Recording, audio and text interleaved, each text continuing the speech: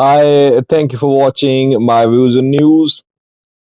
Because it seems that diplomatic efforts are underway to resolve the tension which emerged after Ethiopian PM Abiy took a position a few weeks ago about access to the Red Sea. We saw statements from Somalia, Djibouti, and Eritrea. Russia is stepping in. Russia is not known in recent years to have mediated a conflict, a dispute in this region. But Russia has stepped in and Russia has proposed a solution to resolve the tension between Ethiopia and neighboring countries. What is this solution? Is this solution acceptable to Ethiopian government, to neighboring countries? Before having a look at the solution, when PM Abiy made a call saying that the neighboring countries should talk to Ethiopia, Ethiopia in trouble, Ethiopia needs access to sea, it needs a port. Uh, Obviously, target of his talk was Eritrea, Djibouti, Somalia, and Somaliland. Ethiopia wants support. The nearer, the better. And it wants full rights on the port. It is already using Djibouti's port. It's paying fees there, but it now wants a port, full ownership or a port on lease. It is ready to give shares of its assets in return. Shares in Ethio or Telecom, GERD, Ethiopia Airlines, etc. And we saw statements from three countries: Eritrea, Djibouti, Somalia, Somaliland, silent. Question is, with which country can Ethiopia reach a diplomatic solution? This is a very important point. Can Ethiopia and Eritrea reach a solution apart from military solution to resolve this tension? Eritrea not ready to talk to Ethiopia. Ethiopia wants Eritrea to respond. Eritrea mobilizing its forces towards Ethiopian borders and vice versa. So no signs of a diplomatic breakthrough there. There could be heightened military tensions between Ethiopia and Eritrea. No signs of diplomatic solution if Ethiopia wants access to Assab, access to a port. It seems so far we have not seen any concrete efforts pointing towards a resolution of tension between Ethiopia and Eritrea. So for Ethiopia, Eritrea is not an achievable option in terms of diplomatic solution. What about, I am not talking about military option. I'm only talking about diplomatic option. Secondly, Somalia. Somalia, I think Somalia's ports are not close to Ethiopian territory.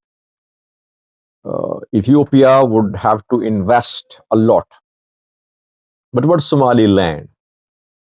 Somaliland's ports can be used. Problem is that Somaliland is internationally unrecognized. It is not a country according to UN. It's part of Somalia. So can Ethiopia put all its eggs in one basket of Somaliland? And how will Somalia respond? That is the important point too. How will international community respond? Though UAE's DP World has built Berbera port, and Americans have also been interested in having a base in Somaliland, but Ethiopia maybe would not like to form a long-term strategic partnership with Somaliland because you don't know what's going to happen in future between Somaliland and Somalia. And then we're not sure if Somaliland is ready to give full rights to Ethiopia or not, because Berbera is now owned by UAE and Somaliland. Zila, where Zila is situated, this area is tense. There are ethnic tensions there. So, can Ethiopia exercise full rights on Zila port while Somalia is not on board? Very important question. So, this option, I wouldn't say not achievable, but a difficult option. Third option is Djibouti. That in Djibouti already military bases are operating. I did a video on that a few hours ago. Military bases of the United States of America, UK, Saudi Arabia, China, Germany, Spain, France, and others are operating there. Ethiopia has built the corridor leading to Djibouti's port. Ethiopia will not have to build more roads to reach Djibouti's port. Problem is that Djibouti wants to continue getting port fees from Ethiopia, $2 billion from Ethiopia. Russia is stepping in. What is Russia proposing? Russian proposal is under consideration. I won't say it has been accepted, but it is under consideration. If you remember, a few days ago, I did a video about South Sudan. I said South Sudan is in a difficult position. South Sudan, with huge oil reserves, has no port. It wants to export oil. It exports oil through Sudan. It uses Port Sudan. But South Sudan's connection with Port Sudan could be cut off. Why? Because the pipeline passes through areas which are under the RSF control, under the control of Rapid Support Forces. And Sudan is split. How long will it remain split? No one knows. Maybe for years or maybe for decades. No solution in sight so far. South Sudan wants an alternative port so that peacefully it can export its oil, because South Sudan's government relies a lot on the oil production. Though still huge oil reserves in South Sudan are untapped. So maybe billions of barrels of oil are untapped in South Sudan. South Sudan requested Russia to build a pipeline from its territory to a port so that South Sudan could export oil to other countries. This project was under consideration months ago. Now, this new tension between Ethiopia, Eritrea, Somalia, Djibouti has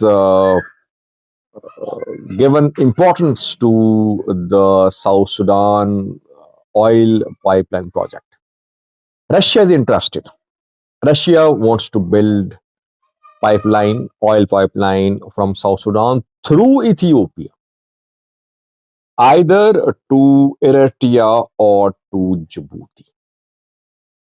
Reportedly, Russia has proposed a solution that that it can build a oil pipeline from South Sudan through Ethiopia to Djibouti. Obviously, pipeline will reach Djibouti port, from where the South Sudanese oil will be exported. And that port can be used by South Sudan for oil exports, can be used by Djibouti, can be used by Ethiopia. And Russia maybe will have shared. This solution has been proposed in some meetings. Diplomatic engagements are underway. I am simplifying the solution, though obviously if Ethiopia considers this option, Ethiopia will see all the pros and cons. Djibouti as well, because Djibouti is going to lose $2 billion which it gets from Ethiopia. But maybe Djibouti will get now money from South Sudan, whose oil will be exported through its ports, and from Ethiopia too. This proposal has been submitted to some diplomats, and meetings are underway. I think yesterday there was a meeting between some Russian officials and Ethiopian officials. I am not in a position to say what is the response of Ethiopian government or Djibouti's government to this solution. Is Djibouti's government fully on board?